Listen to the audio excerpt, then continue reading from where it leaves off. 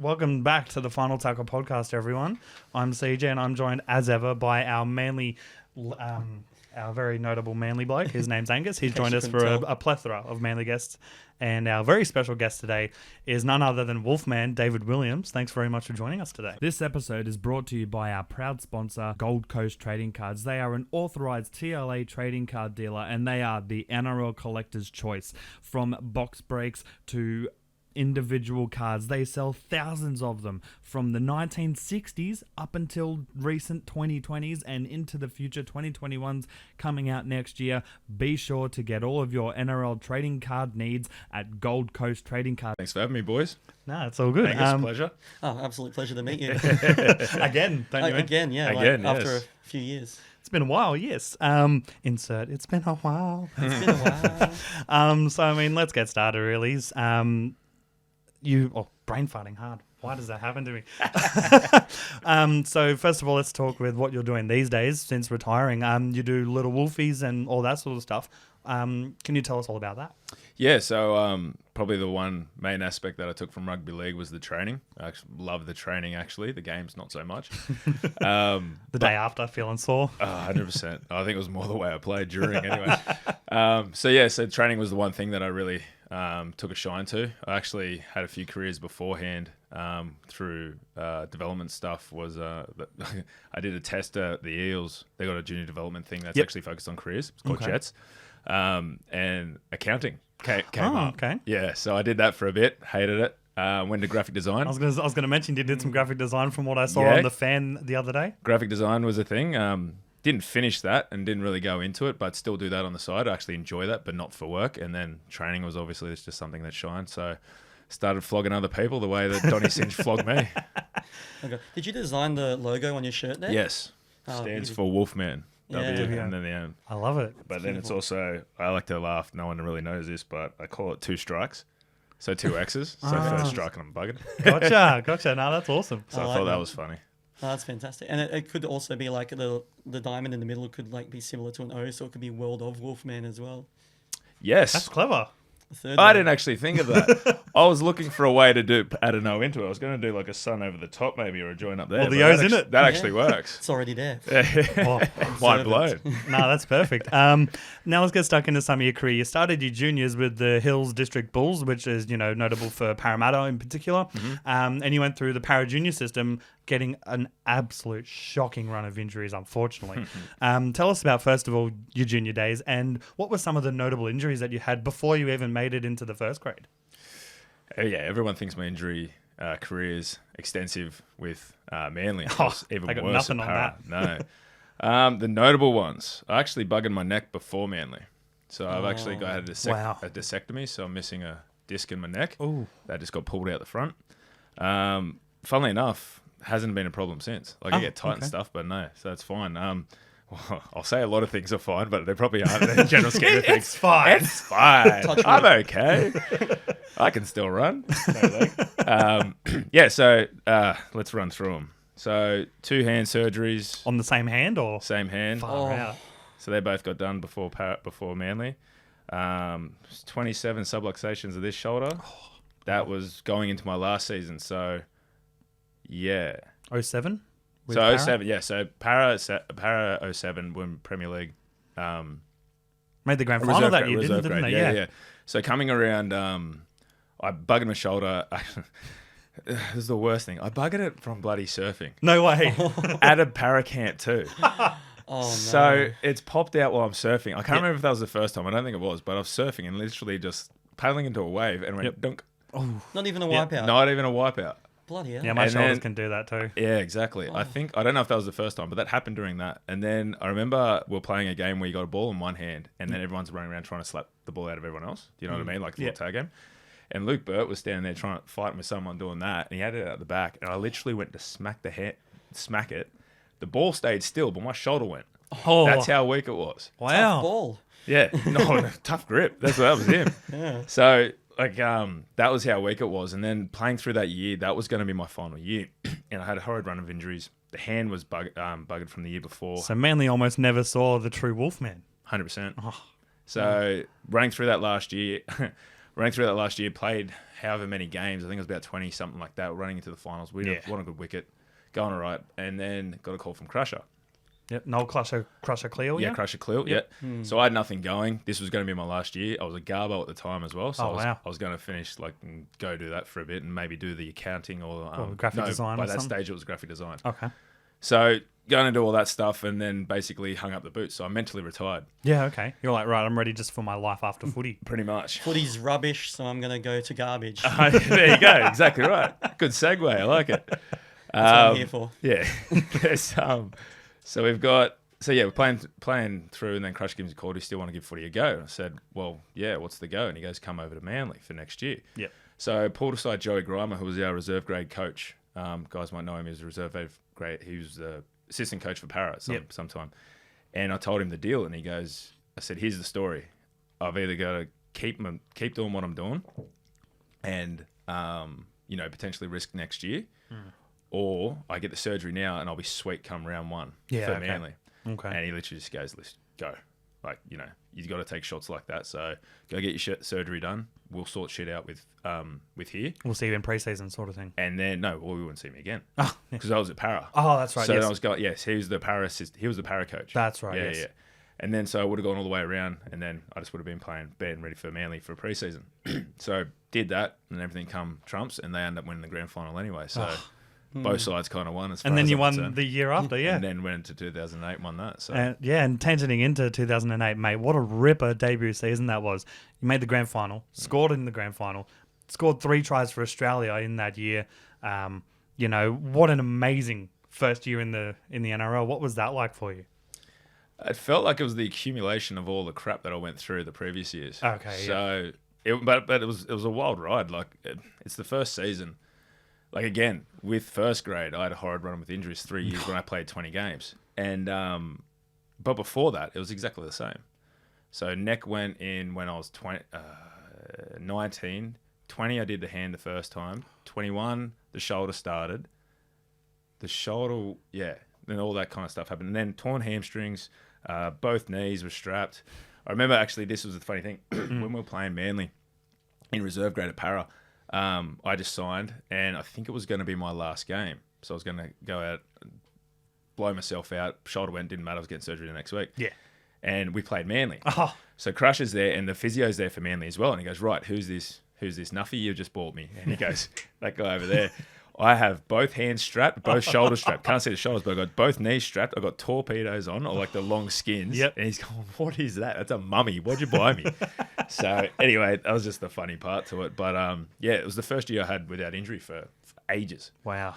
And what a year that was. Yeah, and I only came in at around 8 or something like that. And it's the first time I played wing.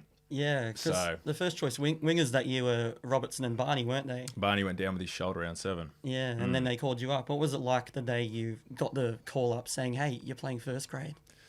I don't really remember it that well, but it was very daunting. We went out to Brisbane. I know that. For the Broncos. Oh. Yeah. And Brisbane fan right here. Yeah, no. yeah, I'm a Broncos fan. Well, I think they won, so you're welcome. And they Crusher gave me my jersey, so there's the jersey presentation there, which was pretty special considering the history that I had with him. Yeah. And it was kind of like a passing on. It was like of the passing of the colours from him to you, sort of thing.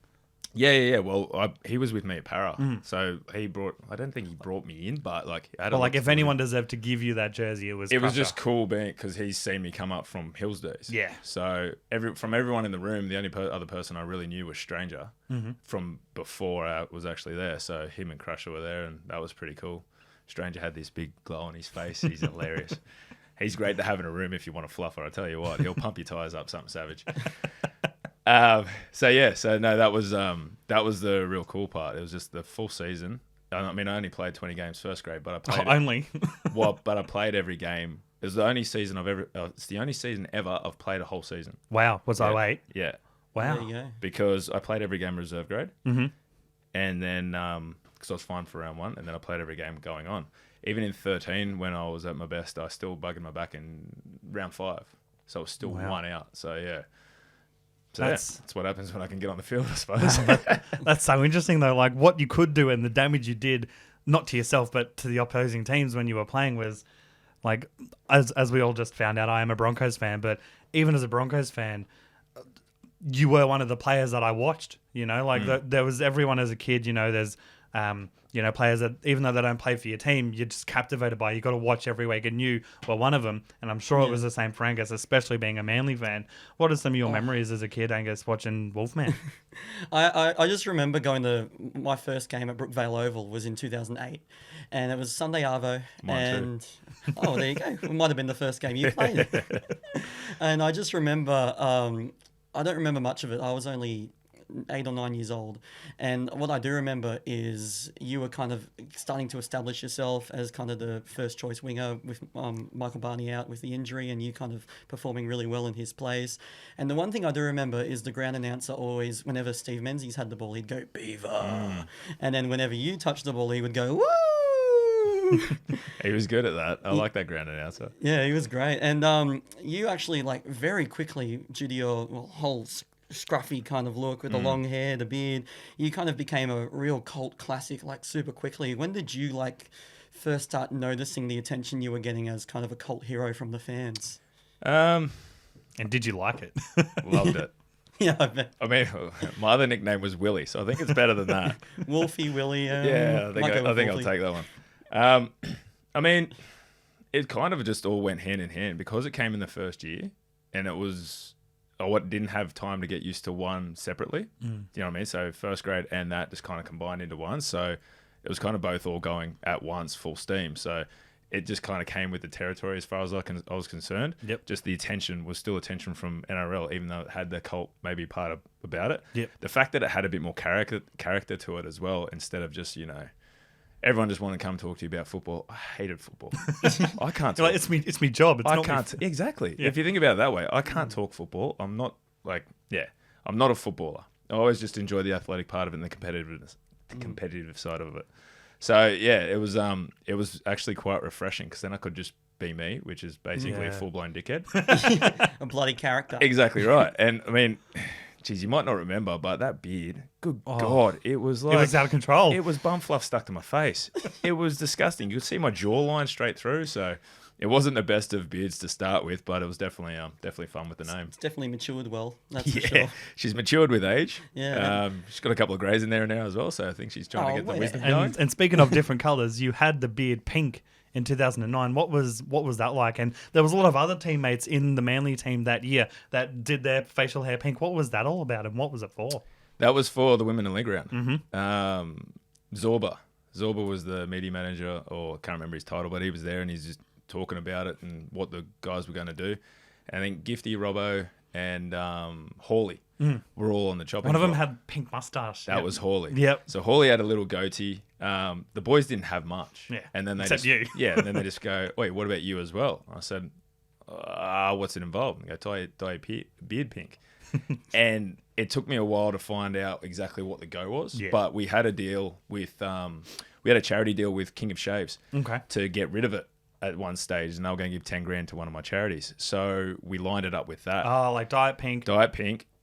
Then it was going to come off. Oh, no. The stupid thing is, I made Origin. Oh. So, and I remember in the photo, so I had the beard pink and I did the mo black because I want to give it some contrast. It looked better. And then Hawley had his little tickle one. And it looked disgusting. It did. It looked like filthy. something growing out of his nose. It's a good thing you didn't do it. No, exactly. And I said that. I made them all go first. Or they all wanted to go first. And then I did mine because mine took forever. Yeah. They had to bleach mine first and then put the pink on top. Did it burn? Did it feel bad? Yeah, it stunk. So then I said, we'll make that black. Just trust me. Yeah. So it worked out. Anyway, so we played Penrith that night. Made Origin the following Wednesday. Had the photo... No, made it on Tuesday. Had the photo on the Wednesday. Yep. And I still didn't have time to dye it black because there had to be a new plan now because I was just going to get rid of it, keep it pink till I got rid of it. Yeah. And then, that happened. So then I'm in the photo and I got a pink beard in my Origin photo. And I remember Hainsey turning around and just going, "You're a dickhead." I said, "Why?" And he goes, "You just ruined everyone's Origin photo because you got a pink beard." I said, "Fucking." It's just shining. I said, "Send it to me. I'll Photoshop it out." So I just made it better. Yeah, exactly right. So you need a bit of contrast. Cyan, magenta, they both go. Yeah. So that was the funny part of that, and then dyed it black for Origin, and then got rid of it 2 weeks after with the charity. Yeah, fair. And there was one year, because I was watching the fan episode with you and Vossi, where Robbo absolutely just blitzed your face with a razor after the grand final, and you got a call up for Australia. Yes. What was that like going for the photo op afterwards, and getting it shaved after a.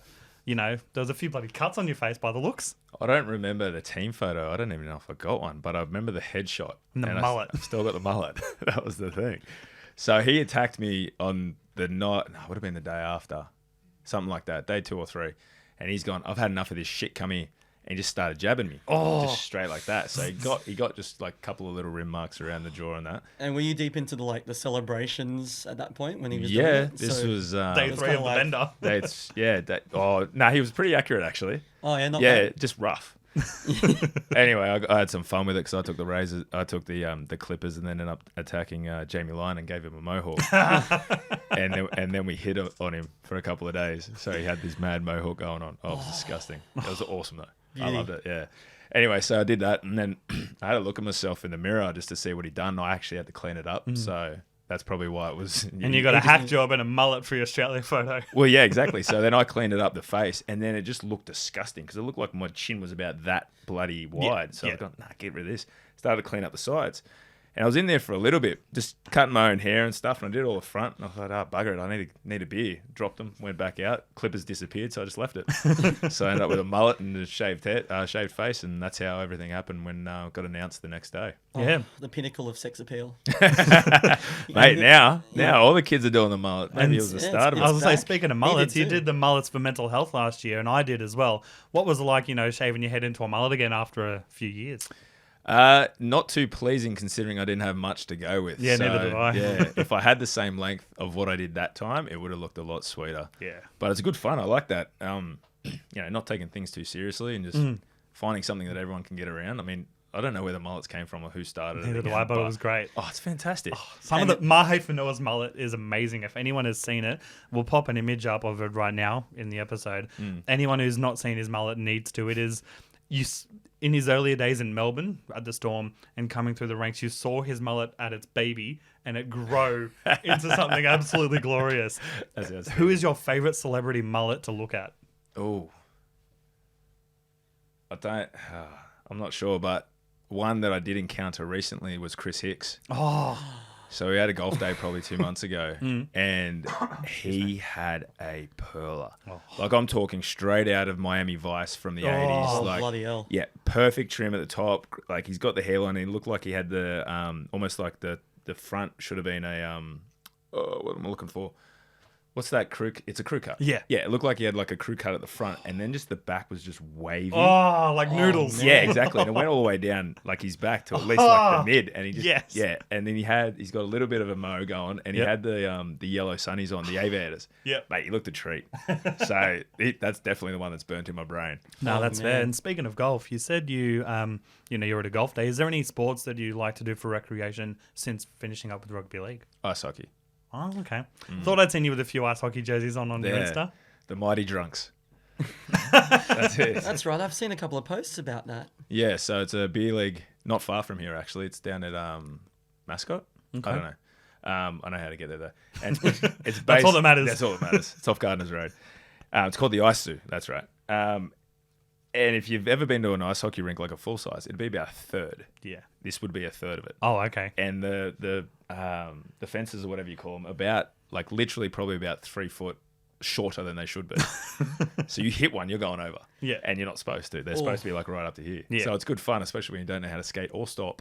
So I took a few stacks there, played a couple of years until my back finally went again. But yeah, we won the trophy one year. So the Mighty Drunks through and through. Beauty. Look it up, Beer League, Beer Guinness. Beer Guinness? Beer Guinness. That's a great name. Exactly. Anyone want to get in it, it's beginner rules, obviously. I think they've got a freshman league now as well. So they help you train, help you build you up, and you get on the piss the whole time. So and speaking of beers, what is your current beer of choice? Can't go past the local, Modus. Okay. I'm up at Narrabeen, so they're not far from me. Yeah, I've been in that place probably way too many times, but no, they definitely got my flavour going. No, we know where to find you then. Pardon? We know where to find you. You do know where to find me. Yeah. If you're not at the beer league, you're at Modus. Modus, yes. Yeah. Angus, mate, do you have any topics to bring up with David? Oh well, I was just thinking because you in the off season, was that the 2008 off season when you just did the whole clean shaven and the mullet thing? Because Yes. I don't know if you know, but there's a video game on the little PlayStation Portable called Rugby League Challenge, and it's got like when you do a season, it's got every team member of every team, like a portrait of them. And I remember getting it on my PSP like ages ago, and I was looking through the Manly team, and it came to you, and it was little fresh faced, no beard, kind of That's clean cut mullet not kind cool. of thing. Yeah, How dare they? They had That's that photo not in the cool. game, and I'm like, that's not David Williams. They didn't tell me that. Actually, I think I've seen that. It looked like Chris Bailey. Yeah, a little bit. Yeah, and he was in the team at the time Yeah, as well. 2009. Yeah. Damn. Nah. Yeah. Now, speaking That's of not 2011, there was another year for the Manly Seagulls won the grand final. Unfortunately, you broke your neck in what is infamously known as the Battle of Brookvale game. I missed that. You I missed. got taken off before it. You did, which is very unfortunate. And obviously, everyone loves to hate Melbourne before they hate Manly, as anyone knows who's not a Melbourne fan. Billy Slater, obviously, he held you there once you'd, broken your neck. To anyone who's listening, you broke your neck in that sort of tackle. What was it like, talking through like with Billy and stuff during that moment after that tackle? So it all happened pretty quick. I've actually looked back at a few replays. I used to do it way more than I thought. I dropped my head and I drove low. Yep. And I ran into to Quinny Oh, okay, yep. and hit him straight in the chest. And what's happened is my head's gone. Just all the angles just came together to just completely screw it. I've hit him there, so my head's dropped. Yep. And it's just like compressed into my neck. Yeah, okay. And everyone kept falling over each other. Like Hoffy was on me as well. Yep. Basically, I ended up on top of Billy In Billy's lap, yeah. because he's trying to hold up the wall and that. And I had just had this massive burning sensation all the way down from my neck, all the way down my right arm. Yep. So I thought I had a stinger. Yeah. Yeah. All right. And if you don't know what that is, it's when you stretch the nerves out in your neck. It's fine. You shake it off and you keep playing. So I thought I had that and it just burnt like hell. So I just held myself like this. Yeah, I remember seeing the footage. Of you Yeah. doing So as this, long as I kept my arm still, I'd be sweet. And Yep. then I just like looked up, saw Billy and I said, "Oh, you don't fucking move." Yeah. And he's like looking at me trying to skate out and said, no, just like don't move. And he's like, he knew what was going on then or something serious. You can see in the footage that he genuinely like knew, and I think that's a thing that a lot of people may not realize is that even though yes, you guys are going up against each other, maybe even a massive rivalry that turned out to be later that game, that you guys are just footy players and you're looking out for each other, even though you're opponents. What was that like? When you were saying, look, don't fucking move. What was the process and all that after you broke your neck? Yeah, just to build up your point, like you bash the shit out of everyone, but that's half the fun. Yeah. You know what I mean? No one wants, you want to continue to bash each other. Yeah. You don't want to break anyone completely. Oh, So, God, no. and then always when head injuries, neck injuries come about, everyone just stops. Yeah. Like straight away. He looked down, saw what was going on, and then someone held my head as he slid out. So like everything was all gravy after that. And I actually thanked him after it because, it was more that he heard and listened. Exactly, compared to how loud the crowd so was. much shit going on, and then all you had to do was flick the wrong way, and I thought it was a stinger at the time, which just is just a shoulder. But looking back, if it slipped something the wrong way, then it's cake. So Yeah. You didn't hear like a pop or a crack or anything when it happened? It was just like, Yeah. oh no, I've just... Yeah, kind of like something like that. But again, it's all collision stuff, Yeah. And like I thought I could have cracked something, my shoulder, collarbone, something like that. But yeah, so then it wasn't until everything was protocol until we got to the hospital. So the worst part was getting carried off with a stinger in my head. Yeah, you're like, this is bullshit. I'm never going to live this down. So get carried lucky off. it was a broken neck then. Yeah, I was like, sweet. Thank God I could face Sweet. training again. I got some street cred now. Yeah, exactly. So anyway, so we got carried off. No, Ambos and that come and they just go, listen, we're treating this like your neck's buggered. So Yeah. just I'm glad they did. yeah, and they just go, listen, we just got to do it. Even if you say it's a stinger, we're just going through the whole thing because everything's speaking to the same. Yeah. So I'm like, yep, sweet, no worries. Going to the Ambos, back to the hospital. It wasn't until we had the X-ray and goes, yeah, mate, you've broken your neck, and that all hit. Now, when they told you you'd broken your neck, was the first part, yes, I can face training again? Or was it, damn, what do I do now? Well, it was, fuck, I don't think I can train again. Yeah, okay. So we didn't know the level at the time. Okay. Or they didn't tell me the level at the time. They just said, mate, you've broken your neck. So I'm, going through that kind of shit and dealing with that. And then lo and behold, it wasn't as complicated as what it could have been.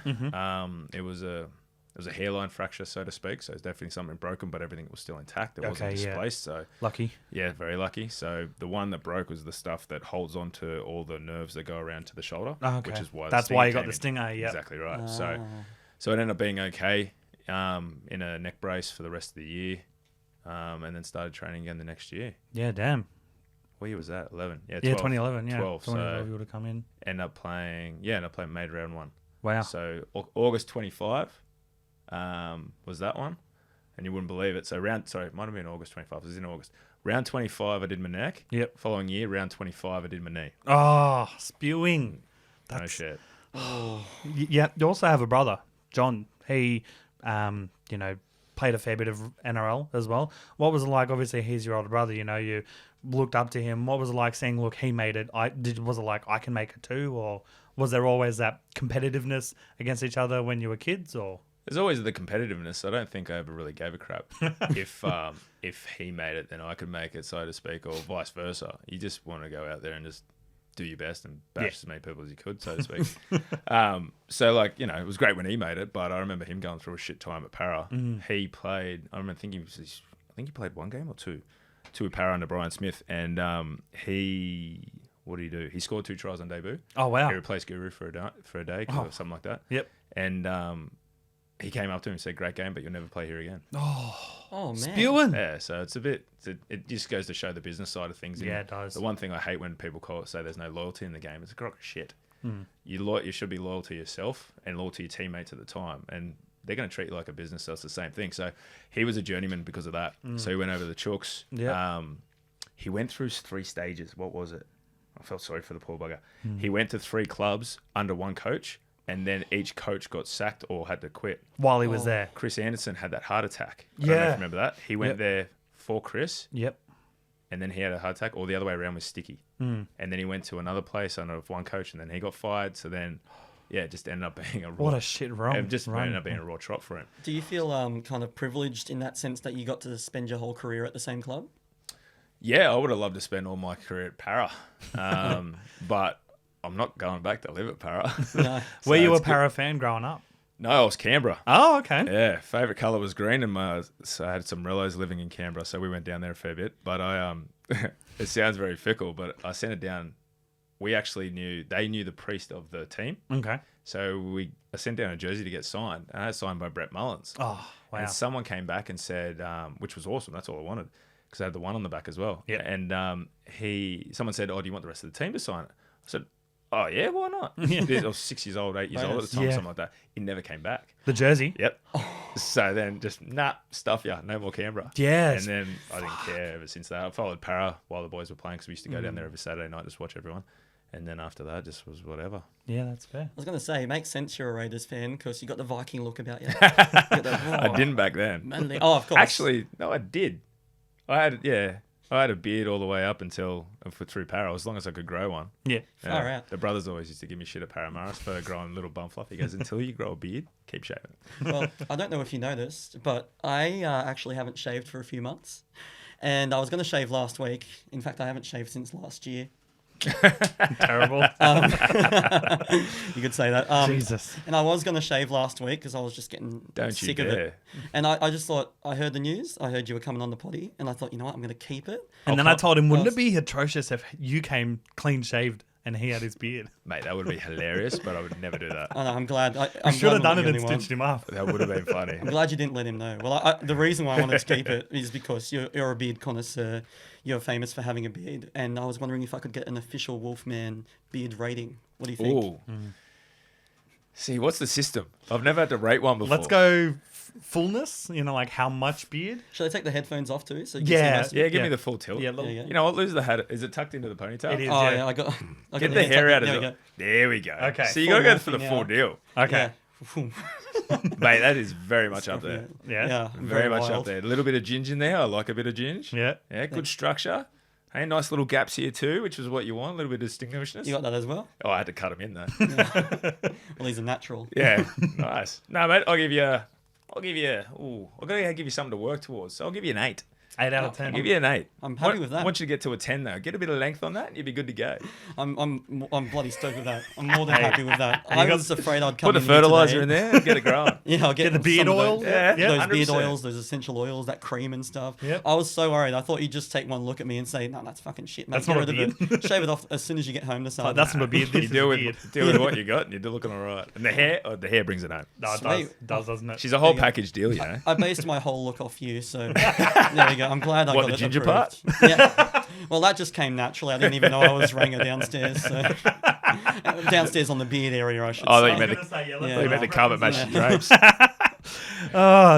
Let's go to some fun questions as we're on the roll. How do you like your steak? I don't. You don't? No. I went vegan. Oh, sorry. No, that's Shit. okay. Oh. I went vegan in 16, Okay. and then vegetarian and pescatarian. Wow. Probably for the last 2 years. Shit, sorry, I didn't know. So how do you like your tofu then? Huh? I like a tofu.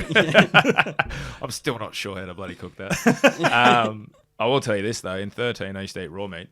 No way. Yeah. Like raw steak, raw chicken. Yeah. Don't say raw No, chicken. no raw chicken. Thank fuck. Oh, So God. we did this thing. So 13 will always be my best year. Okay. Even though we lost the grand final and I played like shit. Yep. What was that? Oh, we had a Oh, little we had bet. a I was little like, bet. which year do you reckon you'd say was your best? I reckon it was 08, but you said it was 13. I said Nah. 2013. yeah. You said 2013? Yes. Yeah. Got It was my best physically and performance wise. Okay. For me, anyway.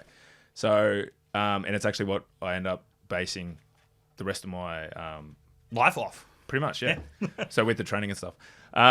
So I went and saw this trainer. So 10, I did my shoulder, the captain's run before round 1. So that was after coming off a shit year in 09. I was in and out with hamstrings and also popping my shoulder. Oof. Didn't have to get it fixed. Went all the way around. Had a good preseason. I was 96 kilos. Wow. So I put on 5. Gifty used to laugh at me because he looked like a bucket ass. He used to be spinning around or hypnotising him. Yep. So anyway, so I went all the way around and just popped it in a warm-up game before round 1. So that whole year was off. 2011, you then break your neck. Break the neck.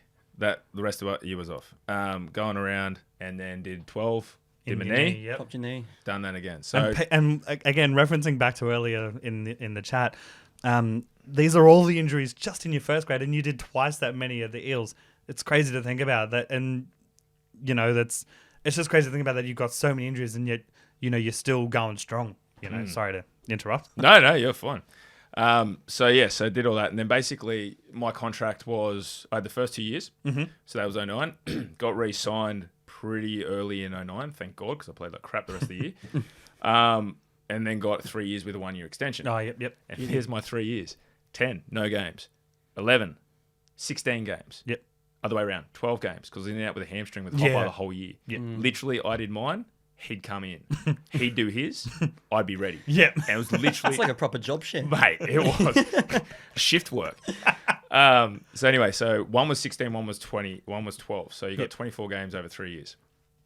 And then I had to, I took up the option with obvious reasons. Otherwise, I would get shafted. Yeah. So we've come around the year. I've done my rehab from the knee that time, and my manager introduced me to this guy called Sean Carolyn. Okay. You might remember all that crap that came out with the Roosters. Yes. Yeah. That was to do with him. Wasn't his fault. I got drug tested about 16 times that year. Okay. Fine. Okay. Like they all just said shit to do with GHD and all that crap. GHD? No, that's a hair straightener. Yeah, I was gonna say. Human growth Beard hormone. straightener? That one. HGH, that one. Yeah. Anyway, so he taught me this philosophy about, everything's got a frequency. And it's all about energy.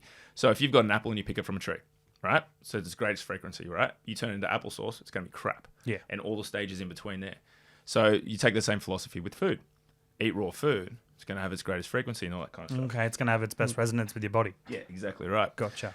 So then we took that philosophy and he started giving me raw meat to eat. So I started doing all that. Yeah. And then you have different kinds of food, different kinds of meat to see which ones actually your body can handle. Mine was chicken. I couldn't handle it. Get headaches and stuff. Yep. So then you start eating all the raw stuff and just cook stuff every now and then. But that's where I took that from. So the whole year was just, I would have been half a cow, the amount I ate. Far out. And just And- literally raw food, raw meat, a little bit of citrus on it, Yep. just to get rid of the bacteria stuff. And then you have it with salads and whatever. Wow, and so contrast and compare really from raw meat to veganism. Yeah. What was the switch like that? What was the notable differences other than no meat?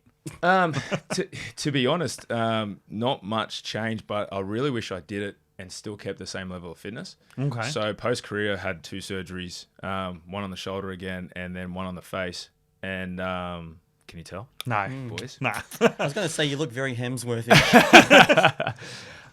So I had to get that done. And basically, I didn't keep up my fitness at all for a couple of years. And so I couldn't really give a contrast. Okay. So I went from 13 doing this stuff and was physically fit, pound for pound better than I've ever been. Yeah. And then there was no alcohol involved at all that year.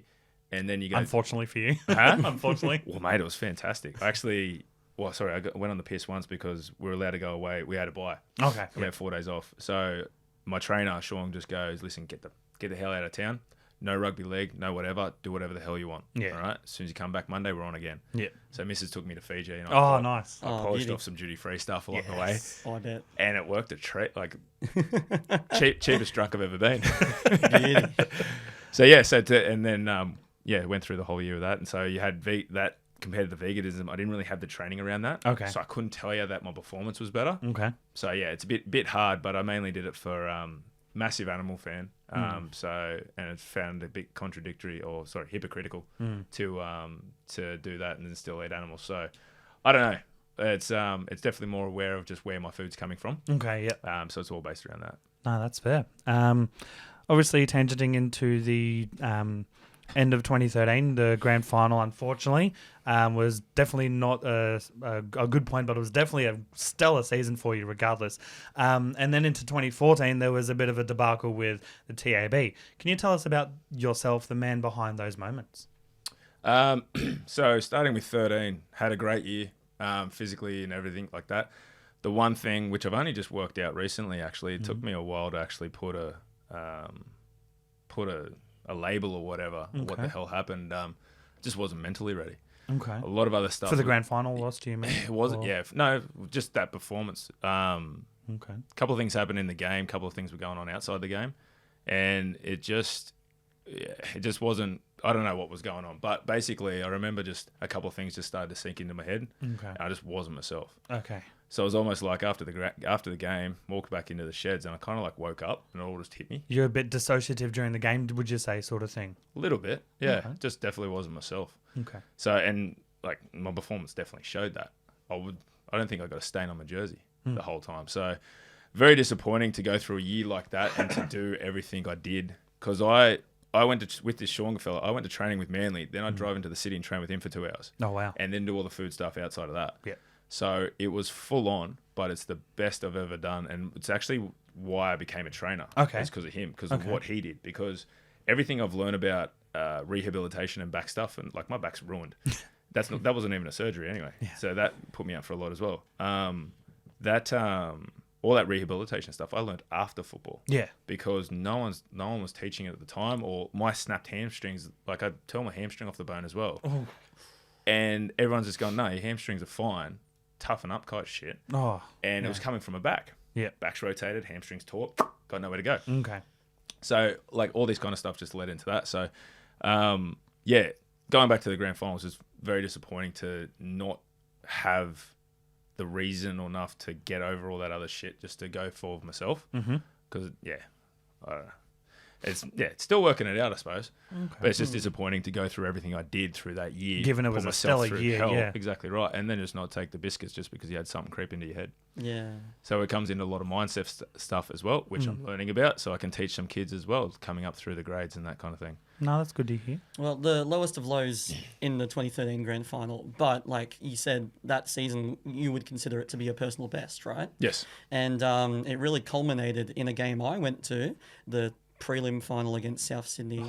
What a game. And so that should have been the grand final. Hey, that would have been great. That was worthy of a grand final, that game, in my opinion, as a Manly fan. Even as a non-Manly fan, what a game. And an individual game by yourself as well. 14-0 down, came back, scored 30-something unanswered points, including one of, in my opinion, not even as a Manly fan, as an unbiased rugby league fan, sure, one of the I don't greatest... think there's any such thing when you're wearing that much kit. I know, eh? Do you want me to take my shirt off? No, Well, talking about the carpet match and the drapes. We'll see when the cameras are off. But speaking of that game, you scored one of the greatest finals tries of all time. Oh, we'll pop it in the video in the episode right here so you guys can watch it now. Continue, Angus. Yeah, and I know that you still relive it because I saw you post it on your Instagram recently, but what was it like in that moment on such a big stage, qualifying for the grand final, getting a pretty crap pass from, was it DCE? Best, worst pass ever. If he passed it on my chest, I'm going out. Yeah, absolutely. So you had to turn around, catch it. Well, talk us through the whole movement. Yeah. So going back to Sean as well. So with the training that we used to do, you'll figure this out. This is the funny part to it. Yeah. So we did a whole thing about spinning and hanging upside down and all that kind of stuff wow. to work on peripherals and proprioception. So we're doing non-stop spins, lunges into 360s, 180s, hanging upside down, flipping up and all that kind of stuff, and balancing on balls and all kinds of different aspects.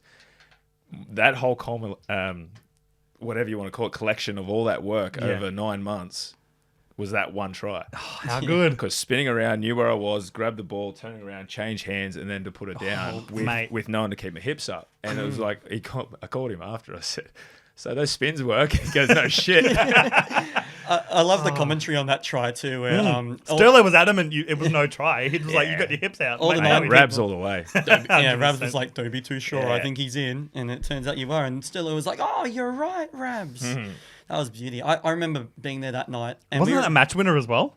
No, Tom Simon scored one later on, the charge down. I think we were ahead by that stage. And it helped. Someone said that. They go, I didn't realise what stage it was or all that kind of stuff. And they said, I didn't win the game or anything like that. And someone said, no, but you put the nail in the coffin. Yeah. And then Tommy went over after that. So that's when we knew we had him. Because I think it was like 18-14 when you scored that try. Yeah, something like that. So it like really helped put Souths to the sword.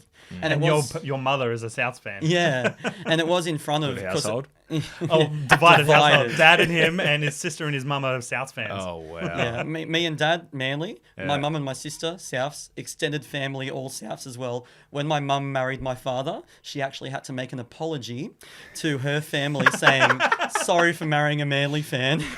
My missus was given one rule by her old man. He's a Tigers fan. No, sorry, Magpies. Okay, yeah. Magpies suburbs, yep. Yeah, and he goes, so he got 2 girls growing up, and he gave them one rule.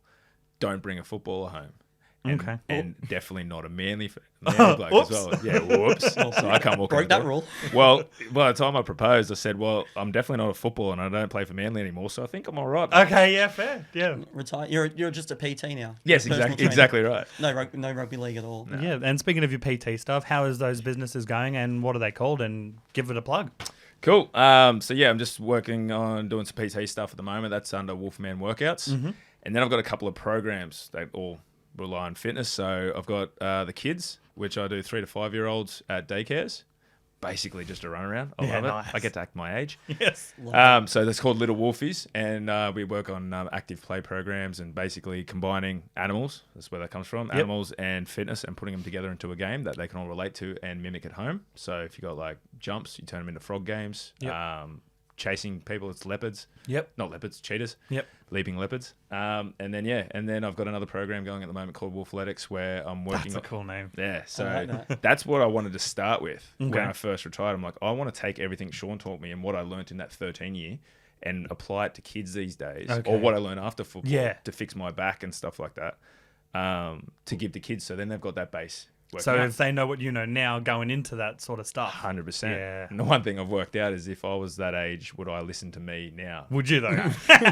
So that's where the psychology part came in. Why I'm working on the mindset, which is why I've been able to work on my own development, which with those games and those losses and all that kind of stuff. Because I hated my career from all the way through. Wow. Still dealing with a couple of bit of it, but that's how it all works. Yeah. And like people see that in different aspects and it's all perspective. So all that's coming through.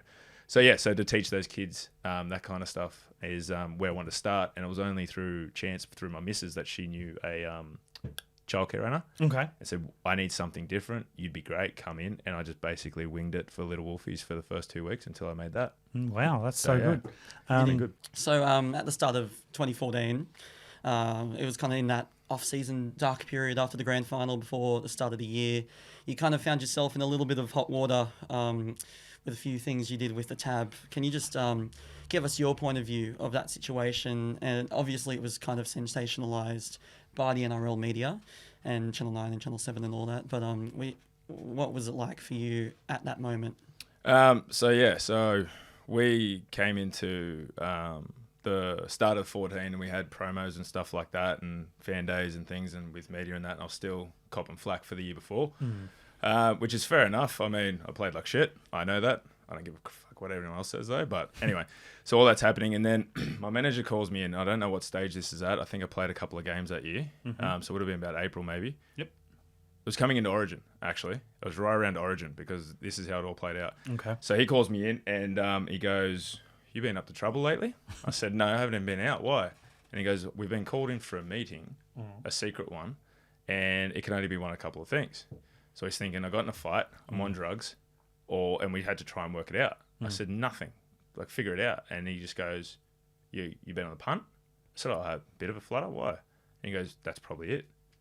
So anyway, so we worked that out and we went in for the meeting. So at least went in prepared, ready to, say what you needed to say. Oh, we didn't say anything. Oh. So you walked in there and then they basically just go, "Is this your account?" They basically went through all, like, it was a mobile one, sporting bet, something like that. And they went through all the accounts and just literally went through all your bets and just like target all the ones with rugby league, which I thought was fishy. I didn't think you could do that as a privacy policy. Anyway, they thought it was sweet. So they went through all that and they found like rugby league bets and stuff. Not one of them was match fixing at all. It wasn't a Manly game or anything, no. No. Wow. Well, I bet on myself as leading try scorer. That was the one that came to Hey, you won it. Not really.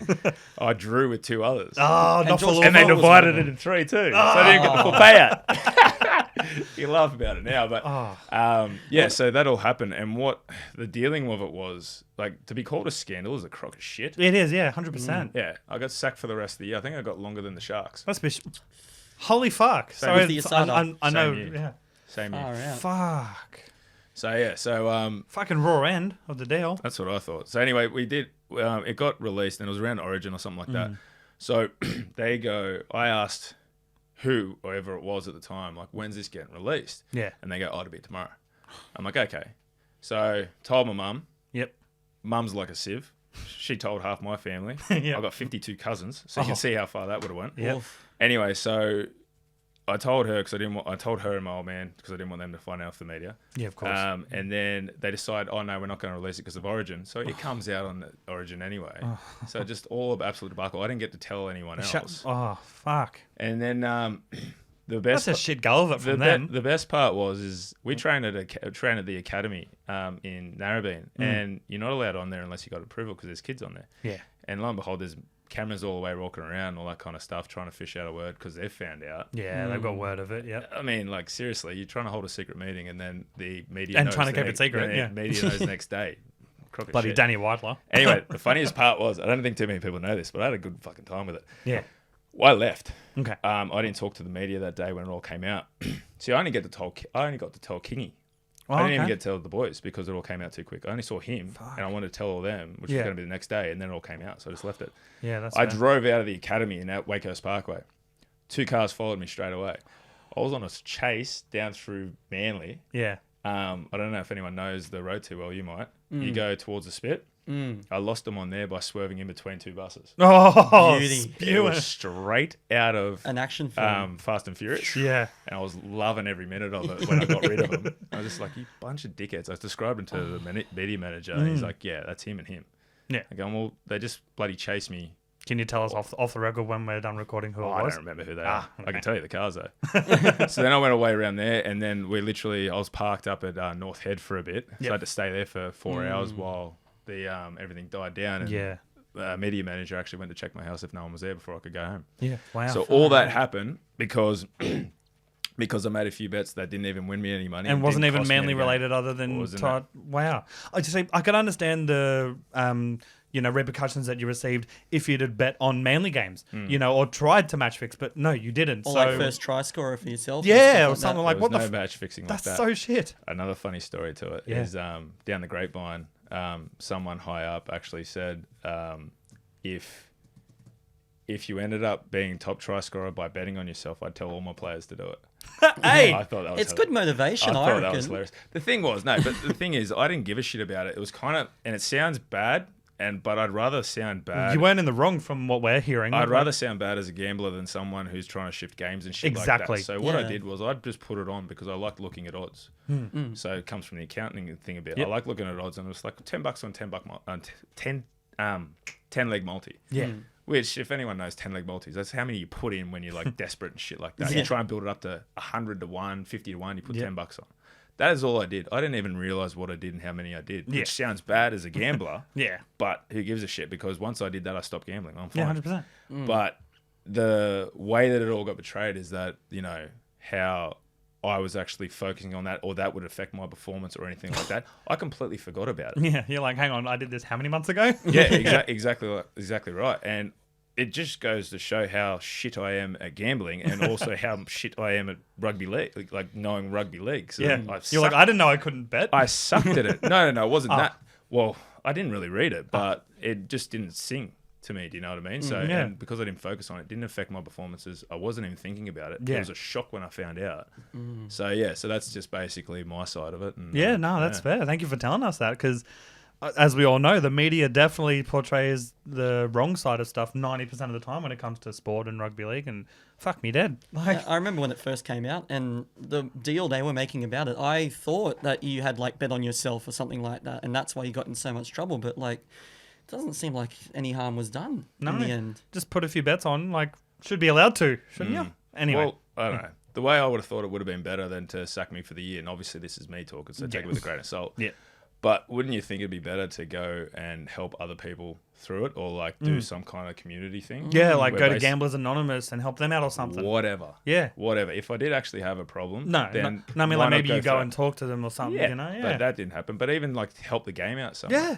Because I just got shafted for the year. Or maybe like a week off or 2 weeks and doing that thing. Yeah. Fuck. But I just got, what happened that year? You got a straight up raw end. I just got flogged that year, and nothing else really happened good out of it. So Well, you then went on to the following year in 2015 and getting the match-winning try in the Anzac Day against the Storm, bitter rival of the team. What was that like, coming back after that bloody debacle in 2014 into 2015 and getting that? yeah, that was good. That I don't know, like it was a pretty shit year that year. It ended up with the second or third last game I played in reserve grade. I popped my shoulder, or did the other end of it, so I got pushed out the back. So different, but yeah. But it was good to get back playing that game. But it just felt a bit hollow because it felt like I was a last resort Okay. to playing that game, and that was the same. I think, in all honesty, I think I wouldn't have been playing first grade in 14 even if I did. Okay. Didn't get suspended. So Wow. yeah, it was pretty rough finishing off that way. And I only re-signed in November 1 of 13. So I was off contract all the way through the grand final and even all the way up to the end. And just touching on something else because I'd like to talk about. There's all that shit that happened with Dean Ritchie or whoever the fuck it was at the Daily Telegraph saying that I was missing in that. Oh, yeah, yeah. I was on my fucking couch in DY whole time. Nice. You weren't in one of the caves. You didn't go walkabout or anything like that? It was my own cave. I wish I would have Wolfman cave. I wish I would have walkabout. I would have seen something. But then they made a big deal about me not rocking up to a yearly review. In the 8 years that I played there, we never had a yearly review ever, not once. We went Fucking on Dean Ritchie, fuck off. Mad Monday, and then you had 6 weeks off. Yep. Or they would work backwards off the Christmas break, and we never had one.